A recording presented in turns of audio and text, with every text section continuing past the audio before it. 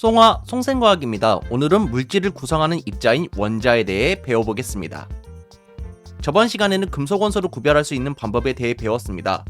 금속 원소가 들어있는 물질에 불을 붙이면 특유한 불꽃색이 나타납니다.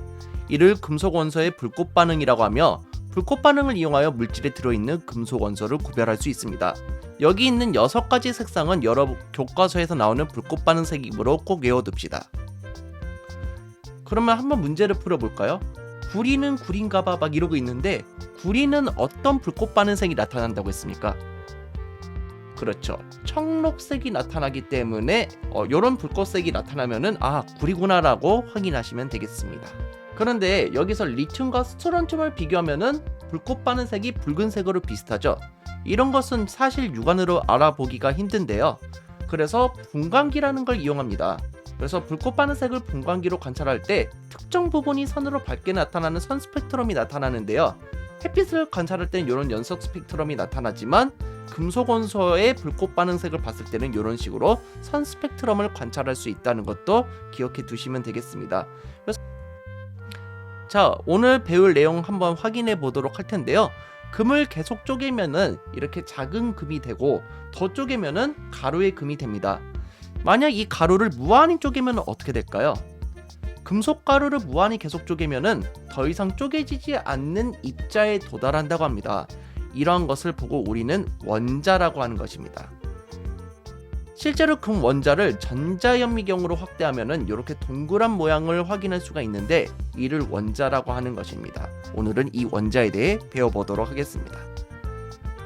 오늘의 학습 목표는 물질은 원자로 이루어져 있으며 원자는 원자익과 전자로 구성되어 있음을 설명할 수 있다입니다. 자, 오늘도 재미있는 원자의 세계에 빠져봅시다. 구리 덩어리를 쪼개면은 구리가루가 되고 구리 가루를 계속 쪼개면은 더 이상 쪼개지지 않는 구리 기본 입자에 도달하게 됩니다. 이러한 구리 기본 입자를 원자라고 합니다. 이 원자들이 수없이 붙어 있으면서 하나의 물질을 이루고 있는 것이죠. 원자는 물질을 구성하고 있는 단위 입자 또는 물질을 구성하고 있는 기본 입자입니다. 선생님, 단위 입자와 기본 입자의 차이는 무엇인가요? 둘 다 똑같은 말입니다. 교과서마다 약간씩 다른 표현을 쓰는 것이죠.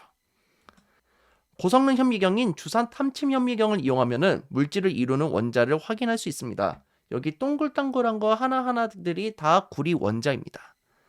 다시 정리하면은 구리 표면을 고성능 현미경으로 계속 확대하면은 작은 입자인 구리 원자가 배열된 모습을 확인할 수가 있다라는 겁니다. 참고로 주사 탐침 현미경은요, 원자의 구조를 관찰하는 것뿐만 아니라 물체를 움직이거나 깎을 수도 있습니다.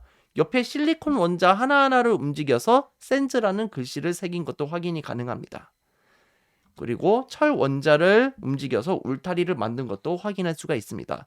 현대기술은 고성능 현미경을 이용할 경우 관찰하는 것뿐만 아니라 원자 하나하나를 재배열할 수 있다는 점도 기억해 두시면 좋겠습니다. 자, 구리를 이루는 성분을 구리 원소라고 하고요. 구리를 이루는 입자 하나하나를 구리 원자라고 합니다. 사실 원소와 원자를 여러분이 꼭 구별할 줄 알아야 되는데 이 말만 보고는 어떤 말인지 잘 모릅니다. 그래서 선생님이 예를 하나 들어주고자 하는데요. 우선 원소 같은 경우는 종류와 성분이라고 생각하시면 되고 원자는 개수라고 생각하면 됩니다. 예를 하나 들어드릴 텐데요. 떡볶이를 한번 생각해 보도록 하겠습니다.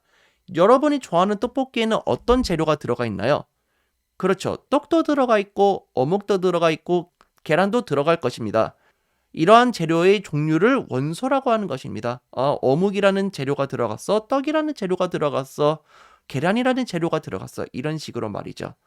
그런데 떡볶이를 실제로 1인분 제작할 때 떡을 10개 넣을 거야, 어묵을 5개 넣을 거야, 계란을 2개 넣을 거야, 이런 식으로 실제로 들어가는 개수를 일일이 세는 것을 보고 우리는 원자라고 생각하시면 되겠습니다.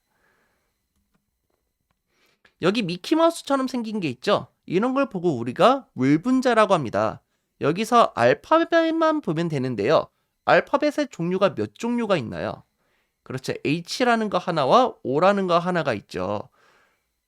이렇게 두 종류가 있다고 하는 것을 보고 우리는 원소라고 하는 것입니다. 그래서 성분을 나타내는 것이죠.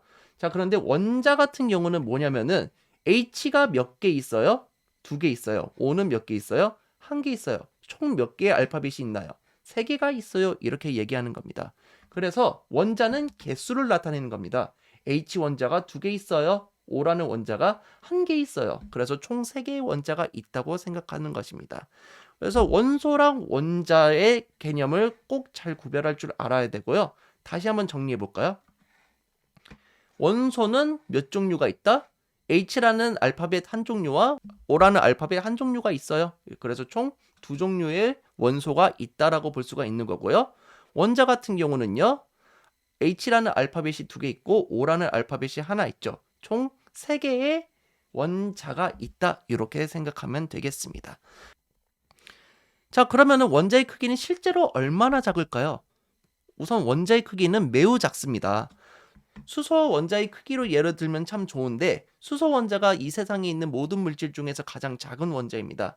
그런데 이 수소 원자를요 이렇게로 쭉 나열을 했을 때 겨우 1cm밖에 되지 않을 정도로 매우 작다라는 겁니다. 이렇게 작은 원자지만 실제로는 더 많은 과학자들이 연구를 해본 결과 원자는 더 작은 입자로 이루어져 있음을 밝혀내었습니다. 원자는 원자핵과 전자로 나뉘어져 있고요. 원자핵은 양성자랑 중성자로 또 나뉘어진다고 합니다. 그리고 이 양성자랑 중성자는 업쿼크랑 다운쿼크로 이루어져 있다고 합니다. 전자는 다른 말로 렙톤이라고도 합니다. 그래서 실제로 이 원자핵의 크기는요. 여러분이 알고 있는 잠실 주경기장에서 개미 한 마리가 걸어가고 있다고 생각하시면 됩니다. 이 개미 한 마리가 원자핵이고요. 전자는 이 개미가 똥을 싸는 정도의 크기라고 생각하시면 되겠습니다. 그리고 나머지는 빈 공간으로 이루어져 있다고 생각하면 되겠습니다. 우리 중학교 수준에서는요. 원자핵과 전자만 기억하면 됩니다. 원자핵은 양전하를 띠고 있고 전자는 음전하를 띠고 있습니다. 그래서 원자핵은 원자의 중심에 위치하고 있고 전자는 원자핵 주위에서 움직이고 있습니다. 다시 원자를 한번 정리해 볼 텐데요. 실제로 한번 돌려보겠습니다. 와, 이렇게 열심히 돌아가고 있는데요. 원자핵은 원자의 중심에 있고요. 200m 경기장 속에 개미 한 마리 정도 크기라고 얘기를 했습니다. 양전하를 띠고 있고 원자의 종류마다 이 양의 전하량이 다릅니다. 전하량은 조금 이따가 배우도록 할 거고요. 원자의 질량의 대부분을 차지하고 있습니다. 실제로 모형에서는 이렇게 크게 그렸지만 실제로는 원자핵 사이즈도 엄청나게 작습니다. 전자는요. 원자의 주위에서 움직이고 있고요. 음전하를 띠고 있습니다. 그리고 좀 이따 배우겠지만 전자 한 개의 전하량은 마이너스 1입니다. 원자핵에 비해 매우 질량이 작고요. 원자핵의 약 1837분의 1 정도로 질량이 작습니다. 자, 전하량이라는 이야기가 계속 나왔는데 전하량은 무엇일까요? 이 전하량은 어떤 물체 또는 입자가 띠는 전기적 성질의 양입니다. 지금 옆에 보이는 건 탄소의 원자 모형인데 여기서 원자핵의 전하량은 플러스 6이고요. 조금 이따가 배우겠지만 전자 한 개의 전하량은 마이너스 1입니다. 그래서 지금 전자가 무려 6개나 존재하죠. 그래서 전자의 총 전하량은 마이너스 6이라고 볼 수가 있는 것이지요. 원자는 원자의 종류에 따라서 원자핵의 전하량이 다릅니다.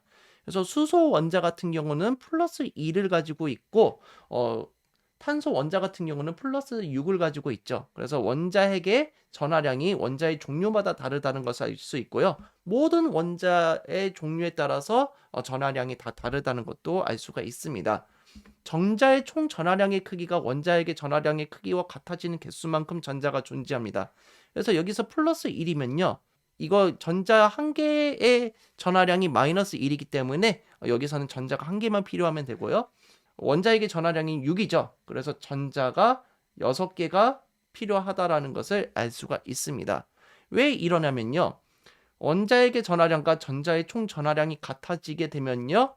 이렇게 원자는 정기적으로 중성을 띠게 되는 것입니다. 원자는 안정해지려고 합니다. 그렇다 보니까 원자핵의 전하량과 전자의 총 전하량이 같게끔 원자가 구성이 되어 있기 때문입니다. 자, 그러면 한번 문제를 풀어볼게요. 원자핵의 전하량이 플러스 7인 원자는 원자핵 주위에 몇 개의 전자가 움직이는지 써보자라고 되어 있습니다. 원자핵의 전하량이 플러스 7이죠. 그러면은 이 7이라는 숫자만 보면 되는 겁니다. 그래서 원자에게 전하량이 플러스 7이면은 전자는 7개가 필요하다는 겁니다. 원자의 총 전하량이 0이 되는 방향으로 간다는 것도 알고 계시면 좋을 것 같습니다. 마지막으로 우리 세상에서 원자를 맨눈으로 볼 수가 없죠. 그렇기 때문에 우리는 원자 모형이라는 것을 사용합니다. 그래서 모형을 사용해서 원자를 나타내는 건데요. 원자의 중심 부분에는 우리가 원자핵이라고 표현을 하고 있고 원자핵의 주위에는 전자가 돌고 있다고 이렇게 모형으로 표현할 수가 있는 것입니다. 그래서 우리가 원자 모형을 사용하는 까닭은 모형을 사용하여 원자를 나타내면은 눈으로 직접 관찰할 수 없는 원자의 구조를 이해하기 쉽고 편리하기 때문입니다.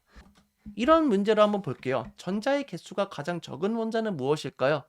딱 봤을 때 모형으로 봤을 때 이 파란색이 가장 적은 것을 골라주면 되는 것이죠. 그래서 수소 원자라고 고를 수가 있는 겁니다. 모형을 사용하니까 직관적으로 각 원자의 특징을 빠르게 확인할 수가 있는 거네요. 이것도 한번 풀어볼까요? 헬륨 같은 경우는 원자에게 전하량이 얼마나 될까요? 그렇죠. 플러스 2죠. 전자 개수는 몇 개인가요? 2개 있다고 판단할 수 있죠. 리튬 같은 경우는 원자에게 전하량이 플러스 3이고 전자의 개수가 3개라는 걸 확인할 수 있죠. 그리고 산소의 원자에게 전하량은 플러스 8이고 전자의 개수는 8개라는 것을 확인할 수 있습니다. 이렇게 직관적으로 원자 모형을 사용하면은 원자에게 전하량이나 전자의 개수도 쉽게 파악할 수가 있습니다. 자, 그러면은 스스로 확인 문제 풀어보도록 하겠습니다. 모든 원소는 그 물질을 구성하는 단위 입자들이 모여서 이루어지는데 이를 그 원소의 원자라고 한다. 꼭 기억해 두시고요. 원자는 두 가지로 구성된다고 했습니다. 뭘로 구성됩니까? 그렇죠. 원자의 중심에 원자핵이 있고요. 그 주위에 전자가 돌고 있다. 이렇게 기억해 두시기 바랍니다.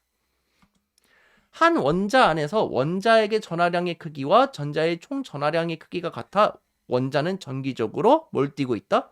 중성을 띠고 있다. 그래서 안정해지려고 한다라는 거 기억해 두시기 바라고요.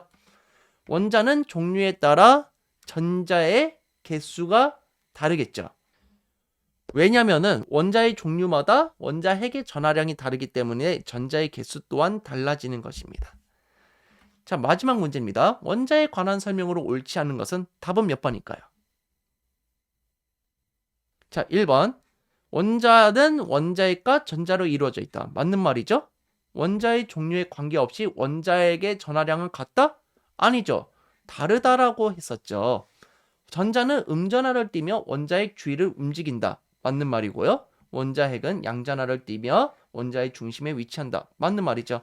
탄소 원자의 원자핵의 전하량은 플러스 6이고 전자는 6개이다. 역시 맞는 말인 것을 확인할 수 있죠. 그래서 답은 2번이라는 것을 확인할 수 있겠습니다.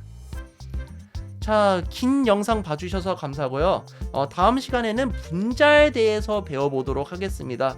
그러면 이제 또 헷갈려지겠죠. 원자랑 분자의 차이가 도대체 뭐야? 그런 것도 우리가 다음 시간에 한번 확인해 보도록 합시다.